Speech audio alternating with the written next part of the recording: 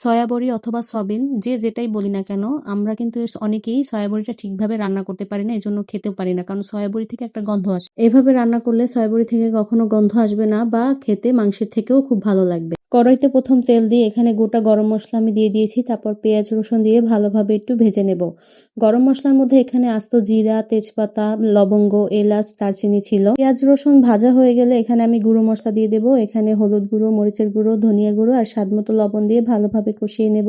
একটু পানি দিয়ে দিলাম যাতে মশলাটা পুড়ে না যায়। এখানে আমি একটা ছোট্ট আলু কুচি করে দিয়ে দিলাম। আলু দিলে খেতে খুব ভালো লাগে, এজন্য আমি এখানে একটা ছোট্ট আলু দিয়ে দিলাম। গরুর কলিজা যেভাবে ভুনা করে আলু দিয়ে আমি ঠিক সেভাবেই রান্না করব, খেতে সেরকমই মজা লাগবে। আলু কষানো হয়ে গেলে এখানে আমি পানি দিয়ে ঢাকনা দিয়ে ঢেকে দেবো যাতে আলুটা মোটামুটি সেদ্ধ হয়ে যায়। তো ঢাকনাটা উঠিয়ে দেখলাম পানিটা প্রায় টেনে গিয়েছে। তারপর এখানে আগে থেকে সেদ্ধ করা সয়াবিন ওটা আমি দিয়ে দিলাম। গরম পানিতে সয়াবিন গুলোকে ভালোভাবে সেদ্ধ করে এগুলোকে আমি ঠান্ডা করে চিপড়িয়ে নিয়েছি যাতে পানিটা বের হয়ে যায় সয়াবিন থেকে। আলু এবং সয়াবিন একসাথে ভালোভাবে কষিয়ে আমি আরেকটু পানি দিয়ে এটাকে ঢেকে দেবো যাতে ঠিকভাবে রান্না হয়ে যায়।